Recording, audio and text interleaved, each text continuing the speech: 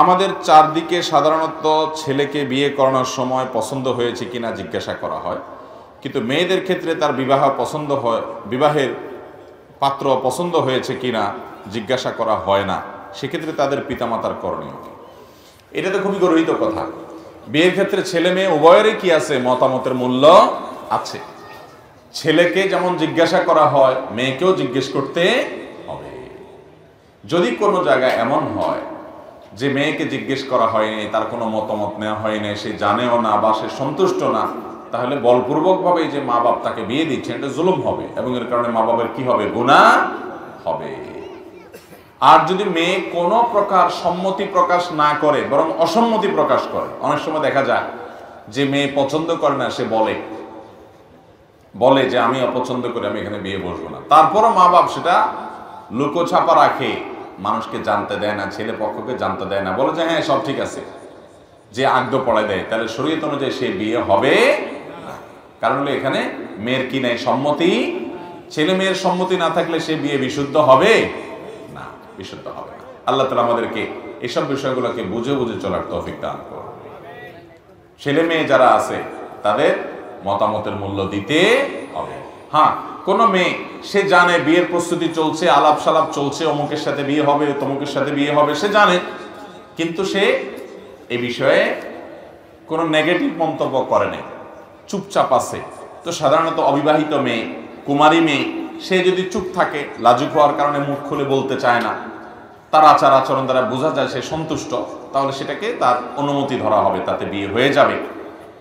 কিন্তু যদি সে তার আচার আচরণ দ্বারা অসন্তুষ্টি প্রকাশ করে, তাহলে সেক্ষেত্রে সেখানে জোরপূর্বক বিয়ে দিলে সেই বিয়ে হবে না। এটা সাবধান। অতএব মেয়েদেরকেও বাবা মা তাদের অনুমতি, তাদের মতামতের মূল্যায়ন দিতে হবে, যে মা তুমি রাজি কিনা, এই অবস্থা আমরা এই দেখেছি, নিজেরা না পারলে অন্য কাউকে দিয়ে বলাবে, তার সম্মতি নিতে হবে। আমি এবং আমার পরিবার যদি জান্নাতি হই, তাহলে কি একসাথেই থাকবো? যদি থাকি তবে কি সেটা অল্প সময় নাকি স্থায়ী? কোন স্বামী স্ত্রী বা সন্তান এবং বাবা মা পরস্পরের সাথে জান্নাতে থাকবে কিনা, এটা নির্ভর করে যে উভয়ে জান্নাতে যাওয়ার মতো আমল করেছে কিনা। ফেরাউন জাহান্নামে যাওয়ার আমল করেছে, সে জাহান্নামে যাবে। ফেরাউনের স্ত্রী আসিয়া জান্নাতে যাওয়ার আমল করেছেন, এজন্য তিনি কোথায় যাবেন? কোরআনে আল্লাহ তাআলা উভয়ের ঘোষণা আমাদেরকে জানিয়ে দিয়েছে, ঠিক না? ঠিক। নূহ আলাইহিস সালাম এবং লূত আলাইহিস সালাম দুজন আল্লাহর নবী, তারা আল্লাহর নবী ছিলেন, তারা জান্নাতে যাবেন। তাদের স্ত্রী তাদের প্রতি ঈমান আনে নাই, তারা জাহান্নামে যাবে। অতএব স্বামী স্ত্রী একজন জান্নাতে গেলে বাই ডিফল্ট আরেকজন জান্নাতে যাবে, ব্যাপারটা এরকম না।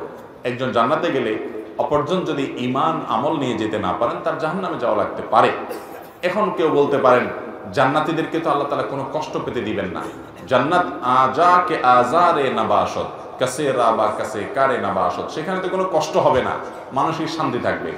এখন কোন নারী জান্নাতে গেলেন, তার স্বামী তার গুনাহের কারণে জাহান্নামে গেলেন, বা কোনো স্বামী জান্নাতে গেলেন, তার স্ত্রী গুনাহের কারণে জাহান্নামে গেলেন, তাহলে তিনি মনে কষ্ট পাবেন না? স্ত্রীকে স্বামীকে মিস করবেন না?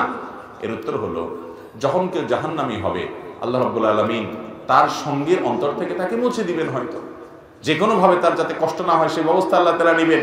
দুনিয়ার এই জীবনটাকে আখিরাতের আলমুল গায়বের জীবনের সাথে, অদৃশ্যের জীবনের সাথে হুবহু একই মনে করা, এটা সঠিক নয়, এটা বোকামি। বরং আমরা এখানে যেমনটা চিন্তা করি সেটা একরকম নাও হতে পারে। অনেকে বলে যে আমি দুনিয়াতে আখিরাতে তো জান্নাতে আল্লাহ যা চাবেন তা দিবেন, তো কেউ যদি বিড়ি সিগারেট খাইতে চায় আল্লাহ তা দিবেন কিনা? এর উত্তর হলো যে এই যে কুরুচি, এই নোংরা রুচি দুনিয়াতে আপনার হয়তো হয়, আপনি যখন জান্নাতে যাবেন আপনার এই কুরুচি থাকবে না, বিধায় আপনার টেনশন করার দরকার নাই।